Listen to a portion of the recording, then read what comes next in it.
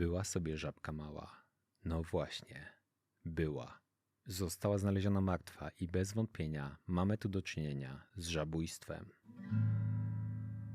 Witam się z Państwem, tu Jakub Niezbędny, a to podcast True Crime o nazwie Wielofiglowo. W historii świata byli niegodziwcy, którzy zastanawiali się, co sprawia, że żarty są śmieszne. A jak zeznaje pisarz E.B. White, analiza humoru jest jak sekcja żaby. Niewielu ludzi się tym interesuje, a żaba od tego umiera. Pójdźmy więc ich śladem, by ustalić, kto ponosi winę za to, że żaba kopnęła w kalendarz, mimo że był zawieszony tak wysoko. Jak co tydzień, także i dziś zajmiemy się najprawdziwszą zbrodnią. Jej ofiarą jest objęte prawną ochroną gatunkową, niezwykle przydatne i ważne dla ekosystemu zwierzę, a podejrzani to więcej niż jeden człowiek. Udajmy się w podróż śladami tej bulwersującej zbrodni, która tak wielu ludziom uszła płazem. Ta wielowątkowa opowieść zaczyna się ponad 2000 lat temu. W Atenach żyje wówczas Sokrates. Według encyklopedii zasłynie jako filozof, według sąsiadów jako dobry chłopak, co zawsze mówił Kalimera. Czy interesował się on żabą? Czy czegoś się o niej dowiedział i właśnie dlatego on też musiał umrzeć? Wszelkie dowody wskazują na to, że nie. Sokrates nie zajmował się bowiem niczym. Jedyny cytat, jaki po nim pozostał, to wiem, że nic nie wiem. Sokrates dla przyjaciół Soku powiedział kiedyś te słowa, zapytano o drogę przez przechodnia, a potem już nikt go więcej o nic nie pytał. Po Sokratesie przyszli jednak jego następcy, Platon oraz Arystoteles. I to właśnie wtedy woda wokół żaby zaczęła robić się podejrzanie mętna. Platon i Arystoteles też chcieli być filozofami, ale myśl wiem, że nic nie wiem była już zajęta. Musieli więc wymyślić coś swojego. A ponieważ najlepiej myśli się w kąpieli, razem z Sokratesem założyli wspólnie SPA. Nazwane tak od pierwszych liter ich imion. Sokrates, Platon, Arystoteles, o czym do dziś wiedzą tylko nieliczni. Z zapisków odnalezionych podczas budowy Stadionu Olimpijskiego na Igrzyska Ateny 2004 dowiadujemy się, że Sokrates głównie chillował w jacuzzi, powtarzając zadowolony: wiem, że nic nie wiem, ale to sobie wymyśliłem. Platon i Arystoteles natomiast spędzali czas w basenie, na przeciwnym końcu SPA. Na nieszczęście towarzyszącej im żaby szukali oni pomysłu na własne filozofie. Zaczęli rozmyślać nad tym, do czego służy śmiech i żarty. W niezwykle ciepłym basenie, rozgrzanym do niepokojących 37 stopni, nieświadomi tego, co czynią, zaczęli gotowanie żaby.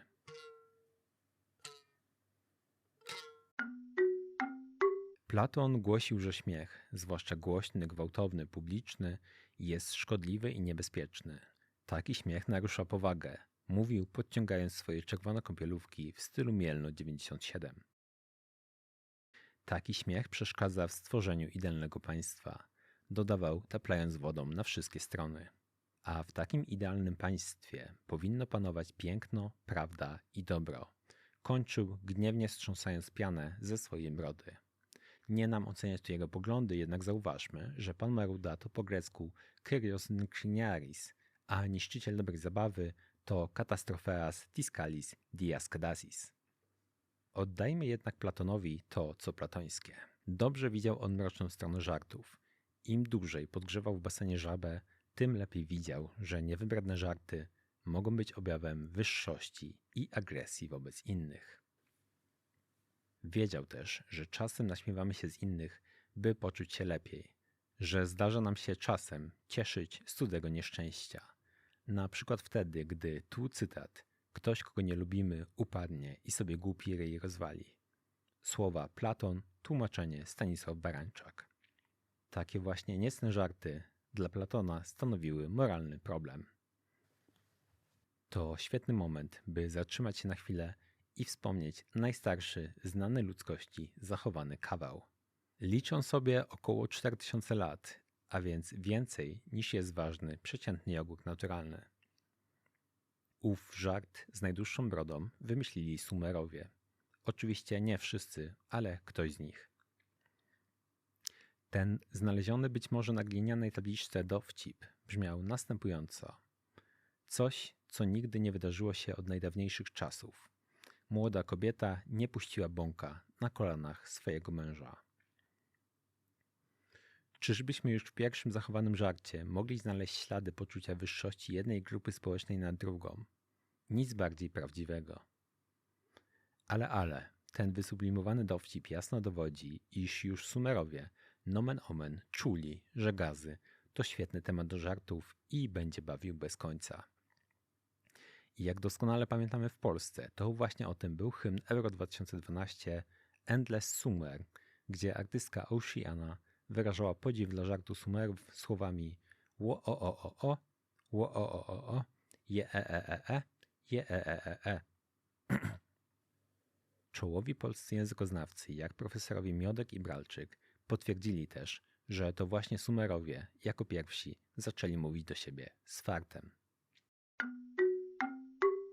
Wróćmy jednak do łaźni i basenu z gorącą wodą, gdzie taplali się Platon, Arystoteles i niczego nie podejrzewająca żaba. Wspomniane zapiski z wykopalisk jasno wskazują, że nie tylko Platon, ale też Arystoteles uczestniczył w zbrodni na żabie. Miał on jednak nieco inne niż jego kolega zdanie na temat humoru. Wyraził to słynnymi do dziś słowami: zbastuj Platonie, bo ci żaba utonie.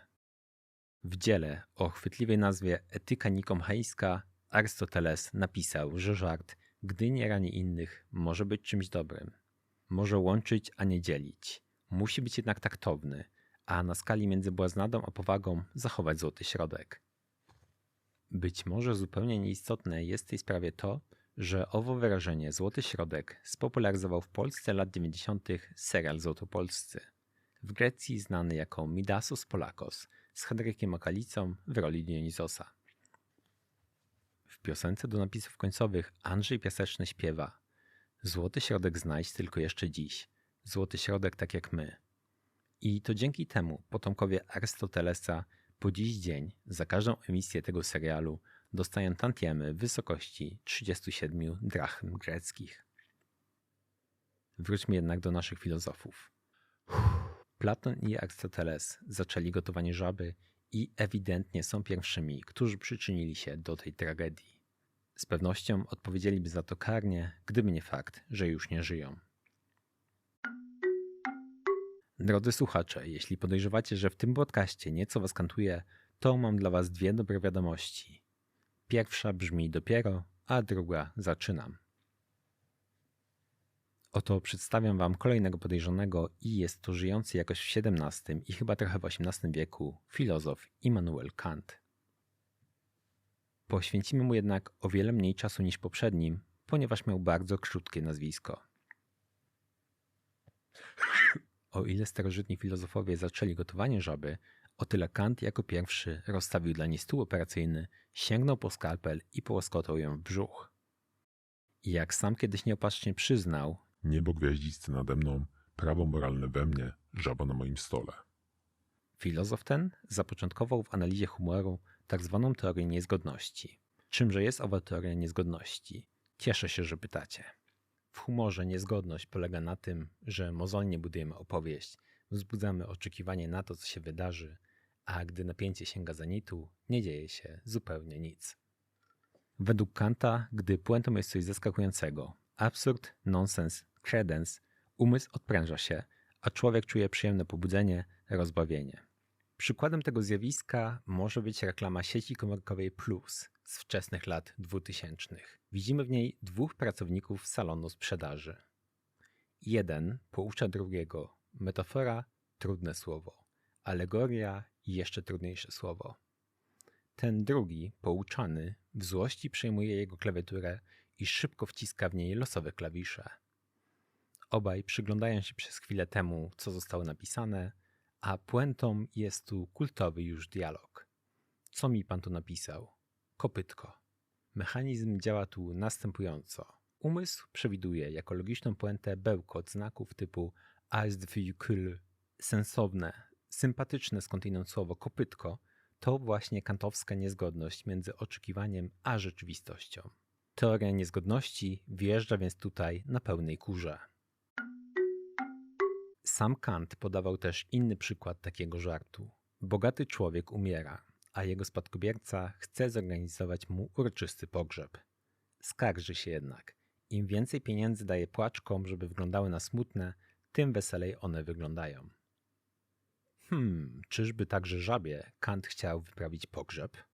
Tego nie wiem. Muszę jednak przyznać, że Kant świetnie maskował się ze swoimi niecnymi działaniami wobec żaby. Kant lubił humor służący zabawie, budowaniu więzi między ludźmi. O mały figiel zostałby więc pominięty jako potencjalny żabójca. A jednak dołącza on do listy naszych podejrzanych. Jest w tym przewrotność losu, że ten sam Immanuel Kant, który mawiał, by w życiu postępować tylko według takich zasad, jakie chciałoby się uczynić powszechnie panującym prawem, sam stworzył niezbędną do sekcji żaby teorię niezgodności. I to właśnie na niej podczas badań nad humorem będzie bazować późniejsza psychologia, trudne słowo, i kognitywistyka, jeszcze trudniejsze słowo. W tym miejscu ta opowieść przyspiesza i staje się jeszcze mroczniejsza. Nadchodzi wiek XIX i początek XX, a w otoczeniu żaby pojawia się tercet panów FSB, a więc Freud, Spencer i Bergson.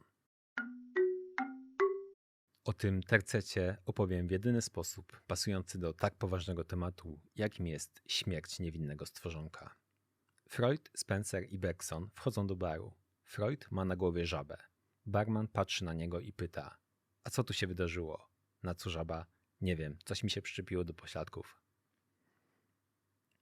Odnotujmy tu, że wspomniani wcześniej językoznawcy profesorowie Bralczyk i Miodek wskazują, że opowiedziany przeze mnie właśnie żart to śmiech na szkodę Freuda, po niemiecku Schadenfreude.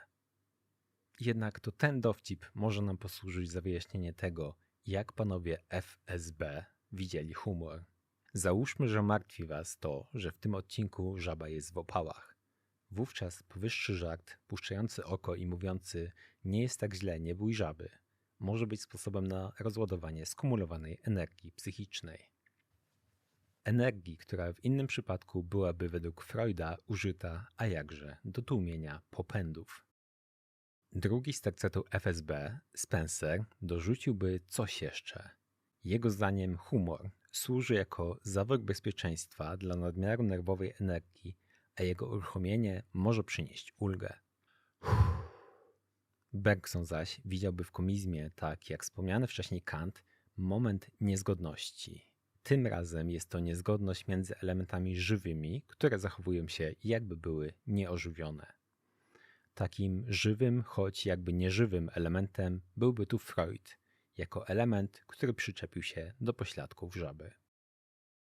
Co ciekawe, wielu współczesnych psychologów jest zdania, że jeśli żaba jest tu metaforą nauki, to zdanie o Freudzie jako elemencie, który nie wiedzieć po co przyczepił się do jej pośladków, miałoby dużo sensu. Przykład komizmu opisanego przez Bergsona, a więc działającego wówczas, gdy to co żywe zachowuje się nieżywo, mechanicznie, znajdziemy też w serialach typu The Office. Tam właśnie postaci robią i mówią rzeczy w sposób poważny, jakby maszynowy, a przez to śmieszny, że ho ho. Odczepmy jednak Freuda od pośladków żaby. Przyznam, że mówienie tego zdania sprawia mi dziką przyjemność, bo oto zbliżają się do niej kolejni, już mocno współcześni podejrzani. Być może to właśnie oni okażą się winni tej zbrodni. Ponieważ przewaliliśmy dużo czasu antenowego na opowieść o kąpiących się filozofach, zaprezentujemy teraz wszystkich współczesnych badaczy humoru naraz. Zrobimy to niczym podejrzanych w areszcie, co sprawi, że prawdopodobnie nie zapamiętacie ich nazwisk. I dobrze, bo nie one są tutaj najważniejsze. Oto do sali przesłuchań wchodzi właśnie ktoś ubrany w połowie w garnitur, a w połowie strój klauna. Warto zaznaczyć, że są to odpowiednio lewa i prawa połowa. To pisarz Arthur Koestler, który głosił, że humor to zderzenie dwóch światów, dwóch sprzecznych sposobów patrzenia na rzeczywistość.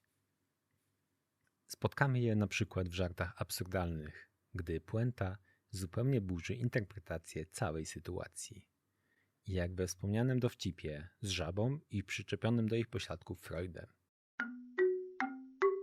Ale, nikt już nie zwraca uwagi na mówiącego o zderzeniu dwóch porządków Artura Kostlera, bo oto do sali wchodzi ktoś nowy. Są to dwa wielkie języki z nogami i rękami. Na przyczepionych do nich plakietkach widzimy, że to badacze Raskin i Attardo. Raskin i Attardo stworzyli lingwistyczną teorię humoru. Mówi ona o czymś, co dla Was, uważnych słuchaczy tego podcastu, jest już doskonale znane. O pewnej niezgodności, sprzeczności, która zachodzi wówczas, gdy dwa, przepraszam za wyrażenie, skrypty znaczeniowe, np. powaga i nonsens, nakładają się w jednym zdaniu. Dwa wielkie języki, a więc Raskin i Attardo, skupiali się na tym, co buduje humor słowny. A nie od dziś wiadomo, że robi to ekipa budowlana. I bardzo ważne, by była słowna. Nie mamy jednak dłużej czasu na nich patrzeć, bo oto na salę wparowuje antropolog Robin Dunbar i od progu krzyczy, że jest niewinny. Mówi, że wcale nie robił sekcji żaby. Przypomina, że badał to, do czego nam, ludziom, w ogóle służą żarty. Zatrzymajmy się przy tej myśli tak, jak i Dunbar zatrzymuje się wśród pozostałych podejrzanych i zbija z nimi piątki, bo dawno się nie widzieli. Dunbar dowiódł, że humor działa jak klej, który łączy większe społeczności. Śmiech jest tu sposobem na budowanie więzi, na regulowanie bliskości i sygnalizowanie przynależności do danej grupy. Kiedyś załatwiało się to iskaniem, a więc takim pielęgnacyjnym łaskotaniem kogoś, ale ten z Was, kto próbował kiedyś połaskotać swoich 150 znajomych, wie, że nie jest to wcale łatwe. Śmiech jest więc takim nowym iskaniem i do tego szybszym. Przy okazji szybkości, do sali pospiesznie, niepostrzeżenie wpada na swoich nogach książka z napisem The Comedy Bible autorstwa Judy Carter. Ta Biblia komedii to przewodnik autorstwa wspomnianej pani Carter, gdzie mówi ona, jak budować żarty. Carter uczył w niej humoru jak budowy cepa. Pokazuje strukturę, tempo, rytm, setup, punchline. Rozkłada humor na czynniki pierwsze, by każdy mógł tworzyć stand-upy, scenki albo te słynne samoloty, one-linery. Pani Carter dołącza więc do grona podejrzanych i dołącza pod postacią książki. A tuż po niej, już jako ostatni, do sali wchodzi ktoś, kto książkami się wsławił. W towarzystwie mówiącej wielkimi literami śmierci wkracza bowiem Terry Pratchett, wyglądający dokładnie tak, jak wyglądał Terry Pratchett, co bardzo pomoże wyobrazić to sobie tym, którzy wiedzą, jak on wyglądał, a zupełnie nie pomoże tym, którzy tego nie wiedzą. Ten znany ze świata dysku pisarz miał wiele powiedzeń o humorze i napisał kilkadziesiąt komediowych książek. Nie jest więc możliwe, by nie miał on nic wspólnego z omawianym w tym odcinku żabójstwem, co jest bardzo skomplikowanym zdaniem, jednak już powiedziałem je na głos. Jedno z jego powiedzonek brzmiało: Humor potrafi wśliznąć się przez dziurkę od klucza, podczas gdy powaga wciąż łomocze do drzwi. I moglibyśmy zatrzymać na chwilę nad tym zdaniem, gdyby nie to, że właśnie ktoś łomocze do drzwi. Zostają one powoli otwarte i dumnie wskakuje przez nie pewna nieduża, zielona istota. Przedstawia się jako żaba żona. Przybyła, by wskazać, kto jest winny tej zbrodni. Atmosfera momentalnie gęstnieje tak, że można ją kroić nożem do krojenia atmosfer. Żaba żona powoli i metodycznie omiata wzrokiem podejrzanych, jednak przez to nie stają się oni ani odrobinę czystsi. Po chwili mówi, że jest ich tak wielu, że ciężko wskazać jednego, że w jakiś sposób każdy z nich i wielu innych dołożył się do tej tragedii. Czy żaba żona będzie w stanie wskazać kogoś winnego, czy jednak ta brudna, mokra robota ujdzie im wszystkim na sucho? Napięcie jest nie do wytrzymania. Wszyscy obecni wstrzymują oddech. Żaba żona robi to jakby bezwysiłkowo, Pewnie dlatego, że żaby mogą długo oddychać. Być może dzięki tej guli, co ją mają pod brodą. Wtedy jednak gdzieś w ciemnym kącie sali, w jakiej się właśnie znajdujemy, z zapomnianego już stołu operacyjnego, który jest dowodem tej zbrodni, dobiega jakieś beknięcie? Po chwili podnosi się z niego żaba. Cóż to za figiel? Żaba ze śmiechem mówi, że jednak żyje. Tylko przez cały czas wstrzymywała powietrze i udawała martwą, by ten odcinek mógł powstać. A to żaba śmieszka. Nonszalancko zrywa z brzuszka tatuaż w kształcie nacięcia skalpelem, zlizuje sztuczną krew i mówi, że to był tylko psikus. Wszyscy, jak jeden mąż i jedna żaba żona, śmieją się z ulgą. Starożytni filozofowie, Kant, tercet FSB i cała ta współczesna ekipa pisarzy, badaczy i komediantów.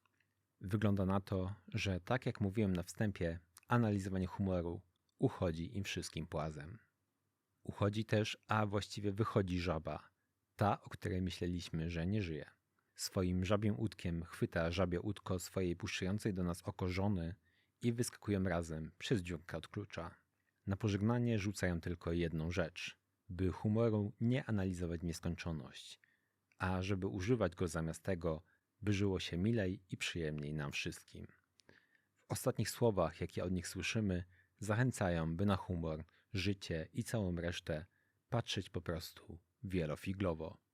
Jakub Niezbędny, kłaniam się, 6.